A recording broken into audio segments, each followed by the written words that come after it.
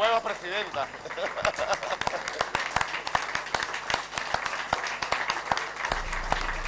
De esta manera, el presidente de la República, Nicolás Maduro Moros, entrega la presidencia pro tempore del Mercosur a la República de Argentina.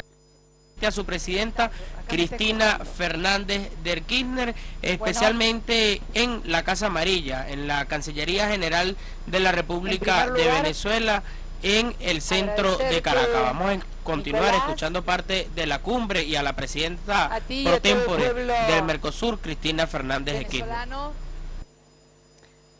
Por el cálido recibimiento.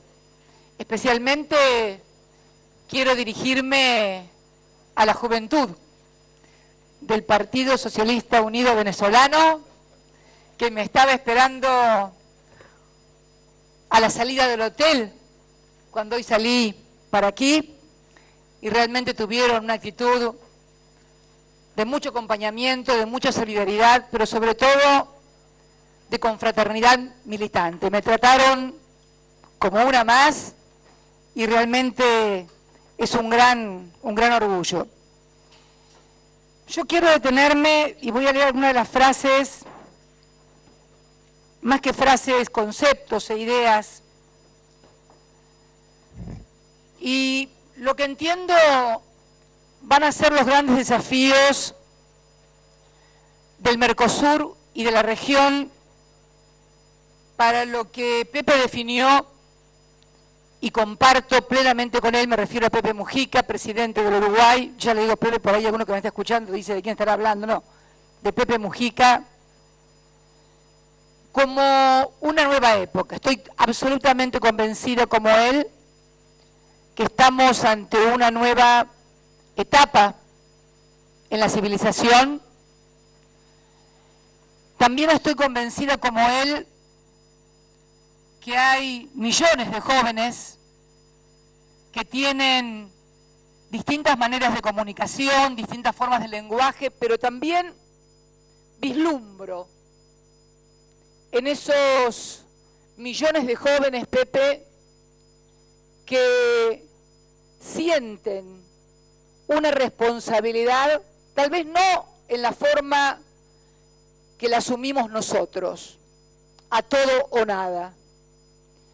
Tal vez de otra manera, como vos decís, ni mejor ni peor, diferente, porque también tenemos que terminar, los que tenemos alguna edad, de calificar si somos mejores o peores. Cada uno hizo lo que hizo en un contexto histórico, político y social que, de acuerdo a sus convicciones, así lo explicaba y así lo ameritaba. Yo creo sinceramente, porque lo veo aquí, lo veo en mi país, a muchísimos jóvenes que comprenden que hay un mundo nuevo, que hay nuevos compromisos y que hay una línea, sí, que conecta lo anterior, no voy a decir lo viejo, lo anterior con lo presente y con lo futuro, y que es la necesidad de un cambio y de una transformación profunda en un mundo absolutamente injusto e inequitativo. Y sobre todo, como bien decía Pepe, en nuestra región, tal vez la más rica en recursos naturales del planeta, pero la más injusta en cuanto a la distribución del ingreso. Quiero también referirme, para no olvidarme, a algo que mencionó Dilma Rousseff, presidenta de la República Federativa del Brasil, cuando habló de la necesidad de fortalecer, antes de hacer una breve reseña de lo que constituyen las crisis y han constituido las crisis económicas y la actual situación de Europa y del mundo, de fortalecer nuestros mercados internos como un modo de reaseguro para hacer frente con instrumentos más eficaces, porque además nuestros mercados internos han sido los grandes instrumentos que nos han permitido realmente mejorar la vida de millones de compatriotas. Pero me permito agregar a esta necesidad que ve Dilma de fortalecer nuestros mercados internos, la idea de Pepe. Integrar también nuestros mercados internos. Dilma habló también de una industria, habló de la región y dijo, entre otras palabras, que éramos una región privilegiada, la de mayor reserva de agua potable, la cuarta en extensión, la quinta economía a nivel global, agricultura súper tecnificada y súper moderna, gran reserva de energía. Y habló también de una industria no completa. Tal vez esta sea hoy una de las claves, junto con lo que mencionaba Pepe, conocimiento, ciencia y tecnología, lo que tenemos que terminar de completar. Está claro hoy que en el mundo no hay ningún producto que sea hecho totalmente en un solo lugar. Pero lo que tenemos que tratar en la integración de nuestras economías internas es que la parte que nos toca en el desarrollo industrial sea la de más alto valor agregado a través de la ciencia y la tecnología para mejorar el trabajo, la remuneración, la distribución, porque coincido con Pepe en que el conocimiento, la ciencia y la tecnología van a ser la clave del siglo XXI, pero junto a otros dos elementos, la energía y los alimentos. Por eso creo que lo que Pepe planteaba de no hacer reuniones por reuniones, sino comenzar a cualificar estos encuentros y tener acciones concretas para poder superar esto. ¿Y cómo hacerlo? A través de la política. La integración de nuestras economías internas no la van a hacer los empresarios. Es una decisión que se toma desde la política, acompañando, articulando a los esfuerzos empresarios. Porque si dejamos esto únicamente en manos del sector privado, sin articularlo como una decisión política, no vamos a tener buenos resultados. Y aquí quiero tomar el ejemplo del gigante asiático al que se refería Pepe,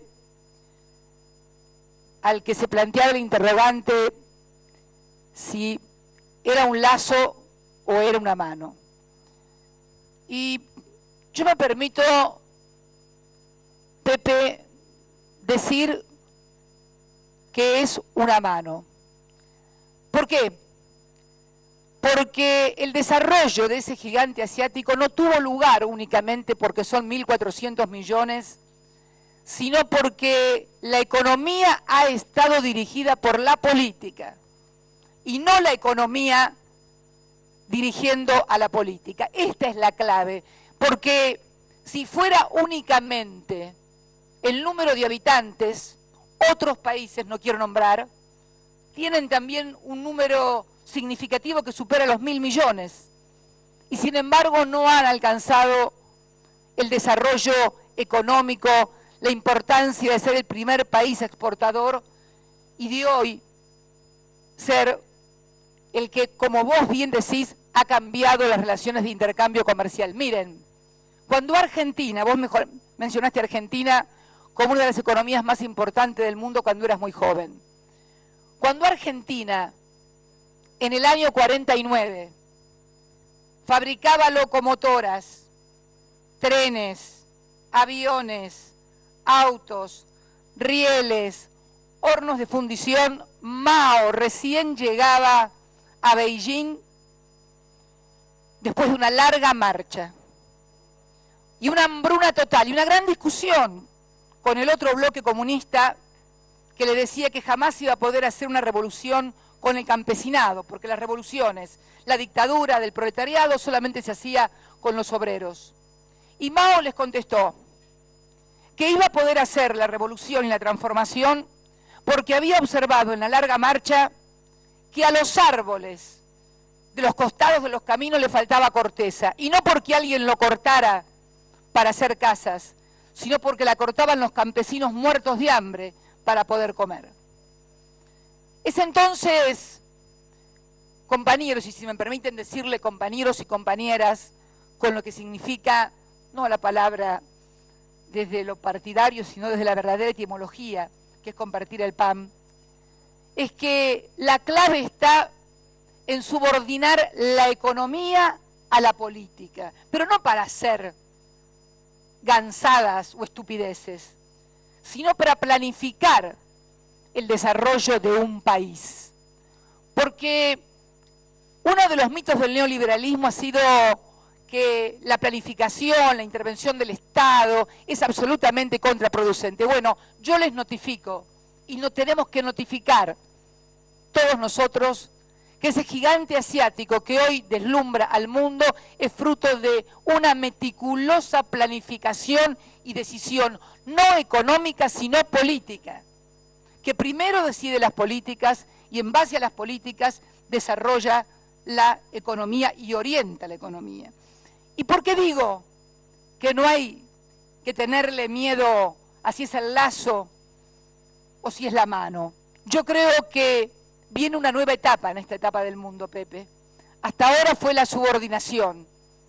La caída del muro de Berlín planteó la ilusión del fin de la historia y la hegemonía de uno sobre el todo. Pero la realidad nos está demostrando un mundo multipolar que va a requerir más que de la subordinación, de la complementación y de la cooperación. Fundamentalmente porque además, y por lo menos así lo percibo yo, ese gigante asiático también está muy preocupado porque sus 1.400 millones de hoy, que seguramente van a ser para el año 2050 tal vez 1.700, 1.800 o 2.000 millones, tengan asegurado su alimento, su energía y todo lo que, su agua y todo lo que hace el desarrollo. Por eso somos economías complementarias. Y al ser economías complementarias no nos convierte en, al contrario, en meros proveedores de commodities. Porque además, los commodities que producimos nosotros, Pepe, no van a alcanzar tampoco si no le metemos ciencia y tecnología para poder multiplicarlo, no van a alcanzar tampoco para el año 2050, por más que tengamos e intensifiquemos y pongamos todavía más tecnología a la agricultura. Vamos a necesitar de la multiplicación de los peces y de los panes, pero no desde la Biblia, sino desde la ciencia y de la tecnología. Eso es lo que vamos a necesitar y estamos en condiciones de poder hacerlo y ellos lo saben. Lo saben porque, como vos decías, son miles de años de historia, no son 200 años de historia como tenemos en toda América. Y no tienen historia de colonizadores, porque invadieron muchas veces, pero se dieron cuenta que las invasiones no servían. Y cuando los europeos todavía andaban en los árboles, habían descubierto la pólvora e inventado la rueda. Entonces yo creo que tenemos que apostar el Mercosur y toda la región precisamente a una integración inteligente, a ser inteligentes, a lo que vos planteabas. Estoy totalmente de acuerdo con vos. A bajar también las reservas o los celos que muchas veces tenemos producto de las historias que nos han metido desde afuera para separarnos y dividirnos en divisiones que son absolutamente artificiales porque no tienen que ver ni con la historia ni siquiera con nuestras propias fronteras. Creo que la única frontera geográfica natural que existe en todo el continente es la que tenemos nosotros con Chile por la cordillera de los Andes. Fuera de esa hay mucha más división entre un capitalino, entre un porteño y un formoseño que entre un formoseño y un hombre de Asunción, de Paraguay, uno de Clorinda que cruza el río todos los días. Lo mismo nos pasa con entrerrianos y uruguayos, con los porteños. O sea, las fronteras son absolutamente artificiales. Entonces, yo creo que nosotros tenemos una oportunidad histórica. Vos lo dijiste, yo estoy convencido, y yo lo repetí también, con motivo de la visita del presidente Xi Jinping a mi país. Se abre una gran oportunidad para toda la región. Depende de nosotros mismos, de cómo nos asociemos estratégica e inteligentemente entre nosotros para aprovechar esta oportunidad. Porque no tengamos miedo, no tenemos que tener miedo, tenemos que tener inteligencia. Suplantar nuestros prejuicios y nuestros miedos por inteligencia e instrumentos que le ofrezcan al otro satisfacer las necesidades que tiene hoy y que va a tener en el futuro, pero no en un futuro dentro de 1000 años, en un futuro de 20 o 30 años. Tienen planificado hasta el 2050, donde aspiran a ser una nación prósperamente feliz. Para el 2012, 2015, 2020, una nación razonablemente acomodada. Objetivos. No tienen otro remedio que fijarse objetivos, porque cuando uno gobierna en un país de esas magnitudes, si no se tiene objetivos claros, es imposible. Esto es lo que nos ha faltado a nosotros. Fijarnos objetivos comunes y descubrir nuestras asociaciones virtuosas. Y también, tal vez sea responsabilidad de los países que tienen mayor volumen en su economía, tomar la responsabilidad, no para mandar ni hacer indicaciones a nadie, sino para identificar en qué podemos ser mejores, cómo debemos asociarnos. Yo muchas veces he dicho, nosotros tenemos, por ejemplo, con Brasil, radicados en nuestros países a todas las terminales automotrices. No hay ninguna terminal automotriz ni argentina ni brasilera, ni en la República Argentina, ni en la República Federativa del Brasil. Sin embargo, ambos países tenemos un fuerte déficit comercial en materia automotriz. ¿Por qué? Porque las automotrices nos importan las autopartes que pasan a ser hoy, sobre todo las de alto valor agregado, desde un GPS hasta cosas mucho más sofisticadas, las de alto valor agregado. Y muchas veces inclusive nos transfieren los autos que hoy no pueden vender en Europa a nosotros para, de esa manera, enjugar sus propios déficits. Por eso tenemos que ser inteligentes nosotros. No le pidamos a los otros asociaciones que obviamente no les van a convenir o acuerdos que no les van a convenir. Ellos siempre firman los acuerdos que le convienen y en donde solamente hay un ganador. Nosotros tenemos que firmar acuerdos donde seamos win to win, ganador-ganador. Y me parece que esto es uno de los desafíos del Mercosur.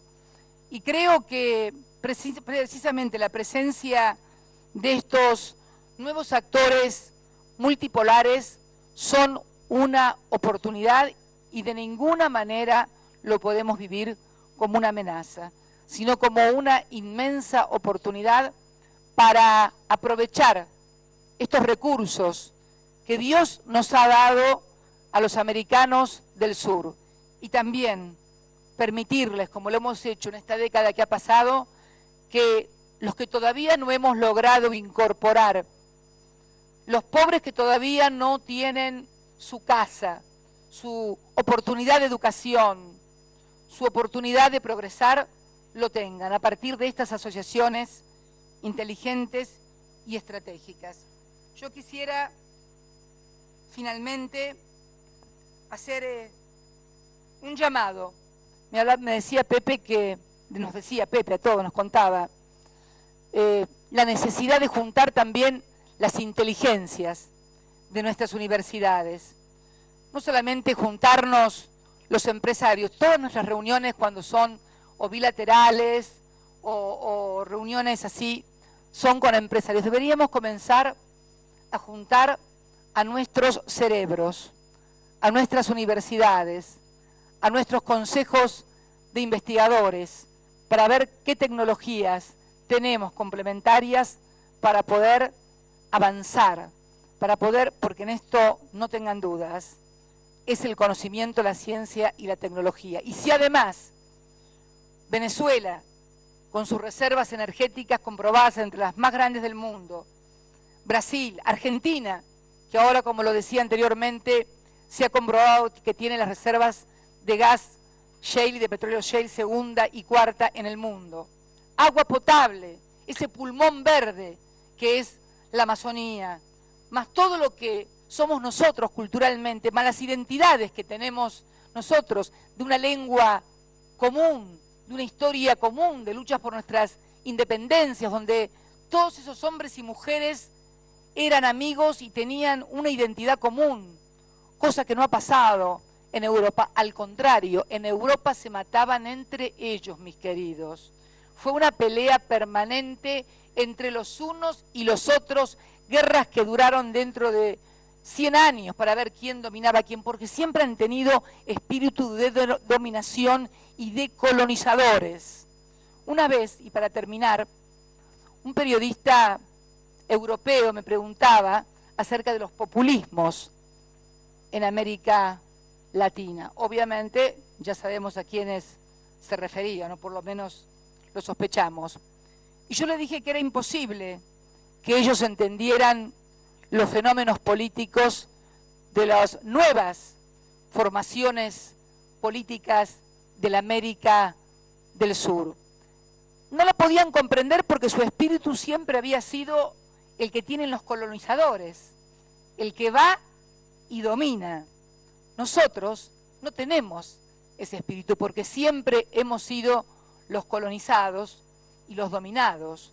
Por eso nos es mucho más fácil a nosotros, sin tener un mismo signo monetario, sin tener ninguna cosa firmada de uniones y demás, poder haber resuelto conflictos sin haber llegado, por ejemplo, a enfrentarnos cuando ha habido momentos tan difíciles como los que hemos enfrentado muchas veces entre Ecuador y Colombia, o Colombia y Venezuela, o lo que pasó a Evo, o lo que le pasó a Rafael en Ecuador. ¿Por qué?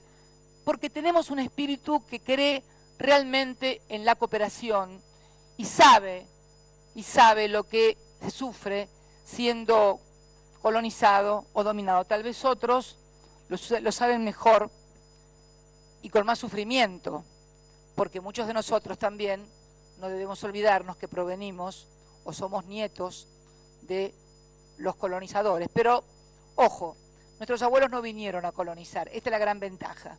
Nuestros abuelos vinieron a laburar, a trabajar, a hacer el futuro que no encontraban en Europa asolada por el hambre, por las guerras, y vinieron aquí en tierra de oportunidades. Por lo tanto, también trajimos otra cultura.